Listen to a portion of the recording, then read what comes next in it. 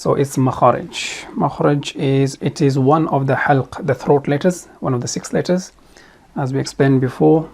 Okay. See here, that's 2 here, 2 here, and 2 there. So it is actually the nearest part of the throat to the mouth, the nearest part to the throat, and we have already used this one for the letter of kha. Okay. And how it is produced? It is produced by narrowing. It is produced by narrowing the passageway between the back of the tongue and the velum. Okay, so this is the velum. Okay, you can see here the velum. So we are constricting the pathway between the back of the tongue and the velum. Okay, and it creates friction when the air passes through. Create the sound of Ghayn.